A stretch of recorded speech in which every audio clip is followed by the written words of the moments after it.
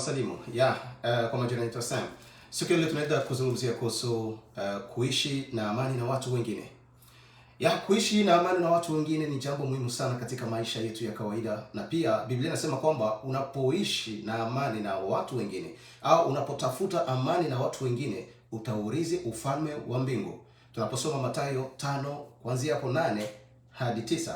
Hapo 8 kwanza Biblia inasema kwamba heri walio na moyo safi. Yaani ukiwa na moyo safi ni ile hali ambayo unaishi bila shida yote, unaishi na watu bila kikwazo chochote, unaishi na watu bila mihali yoyote. Ndiyo, inawezekana kwamba unaweza tamani uishi na amani na watu, lakini watu hawatakuelewa. Watu wanakuona kwamba wewe ni mtu hufai. Pia watu wanaweza kubebesha mihali, wanakulaumu, wanakuchukia bila sababu yoyote, na labda haujawafanyia jambo lolote. Pia inawezekana unaweza tendea watu wengine mazuri, lakini wao wanaona ubaya tu peke yake. Sababu umeshapewa jina tayari, na ile jina ikakuvaa, watu wengine wanaendelea kukuona kwamba wewe ni mtu mbaya, haufai. Hata uwafanyie madhuri, bado wataona tu mabaya. Bwana tusaidie sana. Sasa tunarudi mara moja kwa point. Biblia inasema kwamba heri walio na moyo safi, maana ufalme wa mbingu ni wao. Bwana tusaidie sana. Kuwa na moyo safi ni kuhakikisha kwamba unaishi vizuri na watu wengine. Swali ni, je, unaishi vizuri na watu wengine? Ndiyo, kila mtu anatamani aishi vizuri na watu wengine. Kila mtu anatamani apendezwe na watu wengine. Kila mtu anatamani asifiwe na watu wengine. Lakini sasa question ni, je, unaishi vizuri na watu wengine? Hii dunia kuna watu ambao wako na roho nzuri, watu ambao wamejitolea sana kusaidia watu wengine, lakini bado watu watakuchukia. Haijalishi ufanye nini, hata ujifanye nafasi yao. Kuna watu wako na roho ambayo unaonea watu wengine huruma, lakini bado watu wengine watakuangamiza na hawatatambua ile mazuri ambayo uliwatendea.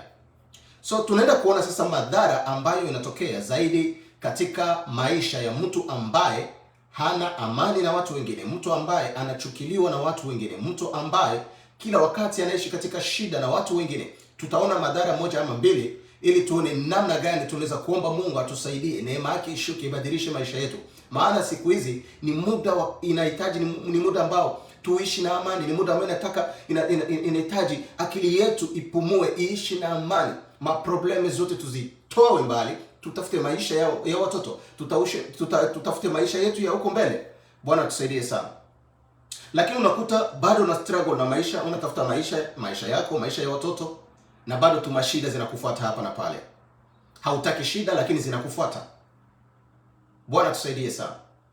Kuna watu wanaomba lakini vita hazikomi, vita zinakufuata kila wakati. Lakini siku ya leo nataka nikwambia kwamba Biblia inasema heri walio na moyo safi, maana hao watamwona Mungu. Haleluya.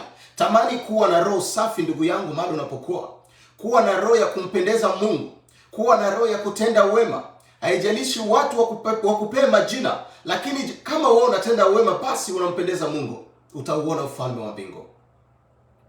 Usitake kuangalia nini watu wanasema, hata kama walishakuchamba, hata kama watambui mazuri ambayo umewatendea, lakini wewe tamani tu kuwa na uhusiano mzuri na Mungu, tamani tu kufanya maagizo ya Mungu, na hapo utauona uso wa Mungu. Haleluya.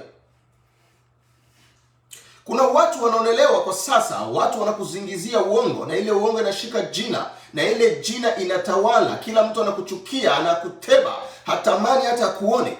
Wengine hawatamani hata wasikie sauti yako, na baada hujawahi kuwafanyia kitu chochote kibaya, lakini wanataka wakuangamize, wanakutemea mate sababu jina lako ni mbaya. Lakini hata nikwambia siku ya leo kwamba inawezekana Mungu aweze kusafisha jina yako, na jina yako ipate tena kibali mbele za macho ya Mungu.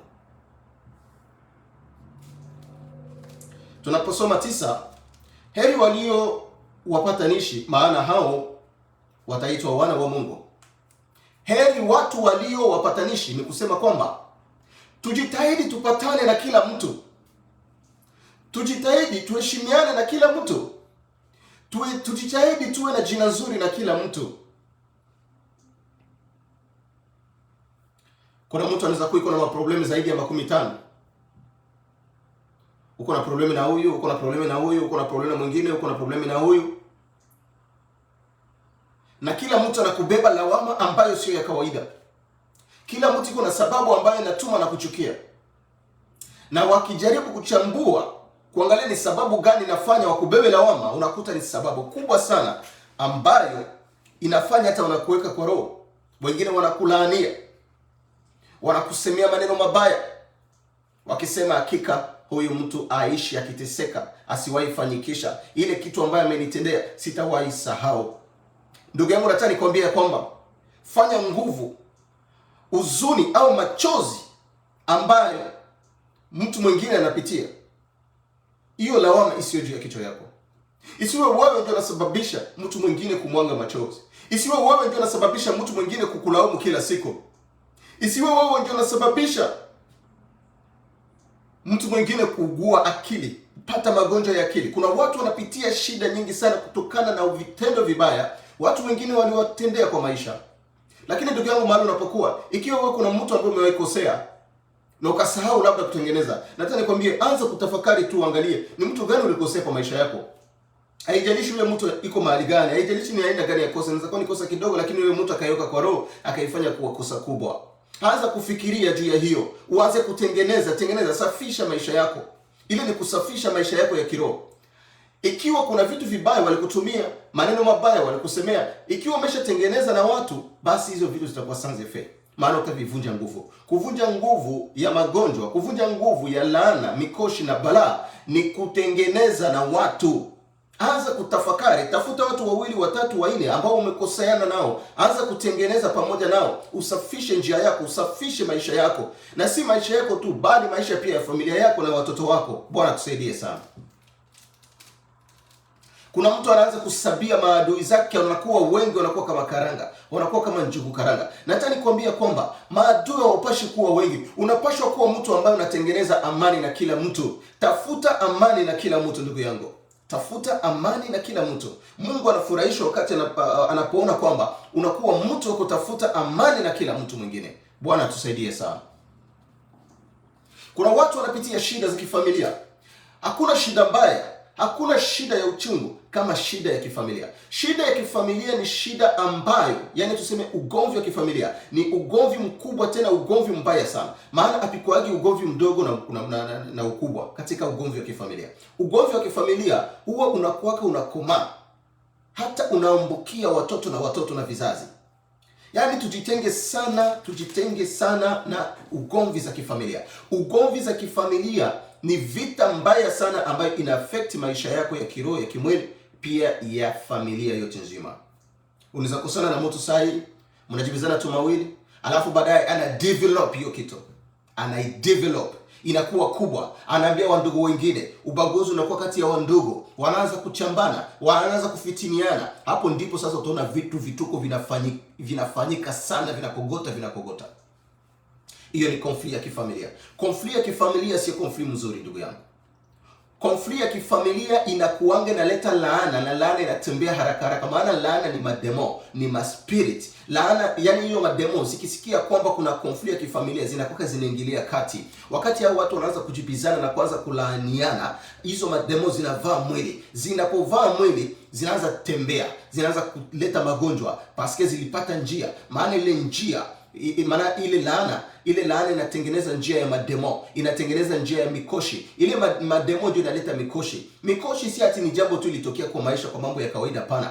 Mikoshi ni maspirit, mikoshi ni mademo, mikoshi ni majini. Zinakuka zinavaa mwili, zinaingia mumutu, zinaanza kusababishia upate mashida, upitie mashida. Ni kwa sababu gani? Kwa sababu kuna dhambi ilitendeka. Ulikosana na mtu mwingine kwa sababu kutengeneza ile hali ya kutotengeneza, mkakosana, mkaanza kujibizana, maneno mabaya yakatolewa, mkapeana malaana. Hiyo laana haiwezi kushika kama hakuna dhambi. Lakini wakati kuna kuwa dhambi, hiyo mademo, hiyo maspirit inavaa hiyo laana, inaingia kwa hiyo mtu, inaanza kumsababishia madhara. Ndio utakuta laana ilitembea, laana ilikubali.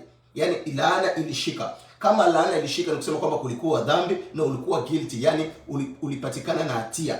Sasa kwa kuwa ulipatikana na hatia kwa hiyo dhambi, laana ikashika na ikakuaffect. Na inawezekana pia inaweza kuaffect ndugu wa familia, watoto wako na kuendelea. Ndio kwa maana wakati unapoona kuna kwa conflict ya familia, kuwa wa kwanza kutengeneza, kuwa wa kwanza kutafuta amani. Usikubali kuwa na conflict na mtu wa kifamilia kwa muda mrefu sana. Hiyo ni kumpea shetani nafasi. Shetani atawafinya, shetani atawaangamiza, atawatengeneza. Na yani wakati shetani anaingilia hapo, unajua kwamba shetani malengo yake mara nyingi inakuwa ni kuua, kuharibu na kuiba. Shetani hana malengo mazuri kwa maisha ya mwanadamu, hapana. Basi kudanganye. Tafuta amani ndugu yangu, maana shetani anapopata nafasi ya kuingia katika familia yako, nia yake inakuwa ni kuharibu watoto, kuleta magonjwa, kuiba.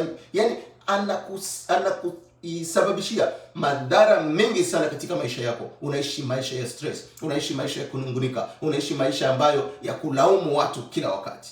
Hapo ndipo utaanza kusema kwamba Mungu ako wapi. Kwa sababu gani? Ulimpea shetani nafasi. Na njia ya kwanza ambayo ulipea shetani nafasi ni kwa sababu haukutengeneza. Inabidi kutengeneza kabisa kiunaganaga. Inabidi kutengeneza vizuri na watu. Anza kutafakari mahali ambapo ulikosea. Usione tu watu wa mbali, ona tu watu pia wa familia. Angalia ni watu gani wa karibu wa familia ambao ulikosana nao. Anza kutengeneza ndugu yangu. Tengeneza. Kutengeneza ni jambo muhimu sana katika maisha. Kutengeneza na kila mtu ni jambo muhimu sana. Usione aibu ambayo utasikia labda ukitafuta njia ya kutengeneza. Usione aibu ya kutafuta njia ya kutengeneza. Tengeneza kwa faida yako na kwa faida ya familia yako. Anza kumwambia tu mtu. Kuna mtu mwingine ukimwambia bwana naomba tusameane, hiyo mambo inaisha. Lakini unakuwa mgumu. Hiyo ugumu inafanya gharama zinakuwa, inafanya madhara inakuwa mengi katika maisha yako. Kutengeneza sio jambo kubwa sana. Sio process mrefu, hapana. Lakini ni jambo ambayo ukifanya kwa maisha yako itakusaidia sana huko mbele. Bwana tusaidie sana. Praise the Lord. Mungu asifiwe sana. Tutafute maisha ya kutengeneza ndugu yangu. Hapo Mathayo 5:9 Biblia inasema kwamba heri walio wapatanishi, maana hao wataitwa wana wa Mungu. Kupatanishwa ama kupatanisha sio tu wewe unatafuta kupatanisha watu wakuje na amani, hapana. Pia wewe kujipatanisha kwa mtu mwingine, kujipatanisha pia kwa Mungu, hiyo inakuwa ni jambo muhimu sana. Hapo utaurithi ufalme wa mbingu. Hapo utatembea katika baraka na neema ya Mungu katika maisha hii. Itakuwa shida sana, ole sana uishi maisha kwanza magumu hapa duniani, na pia tena uende kwa nani? Kuzimu. Uende labda kwa moto wa jehanamu. Lakini inakuwa ni furaha sana uishi maisha mazuri, maisha ya raha hapa duniani, na pia na uende mbinguni. Lakini uishi maisha ya mashida, maisha ya stress, maisha ambayo hayatulii, na alafu tena uende kwa shetani. Hiyo ni makosa kubwa sana. Usikubali ndugu yangu. Usikubali uteseke hapa duniani na alafu tena uende kwa shetani.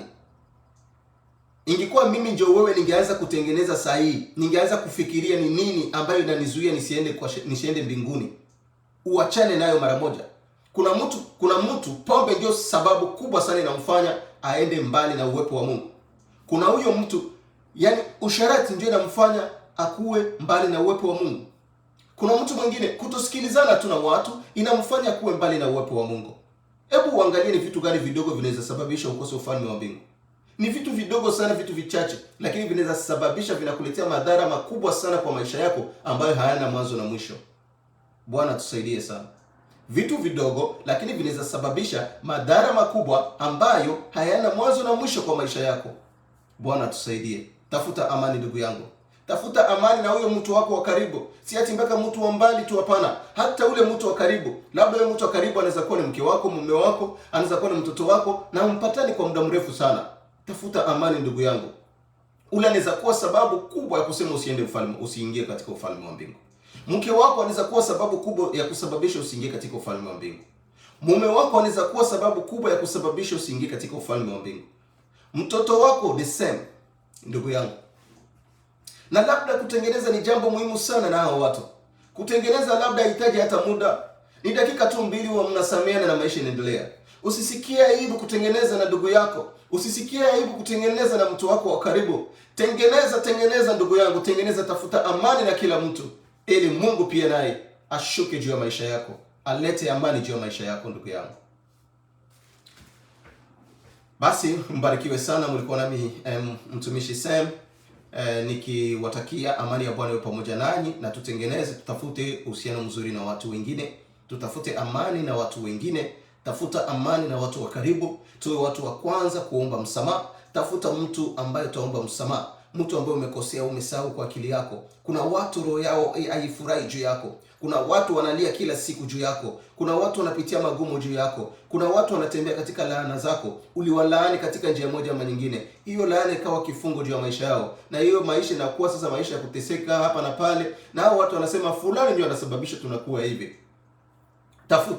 Tafuta uhusiano mzuri na hao watu.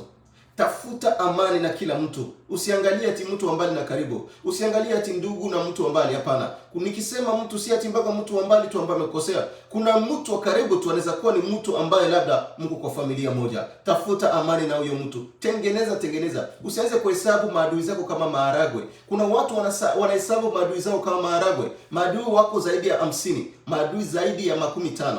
Nakwambia ndugu yangu, hiyo ni stress katika maisha. Acha nikwambie, hiyo ni stress katika maisha. Ukuwe na maadui plus ya 50. Hiyo ni stress kubwa sana. Tafuta utengeneze, uanze kujidetache na enemy ya maisha yako. Anza kujidetache, jideconnect, discharge yourself from your enemies. Create a space for peace into your life. Create a space for peace to enter into your life.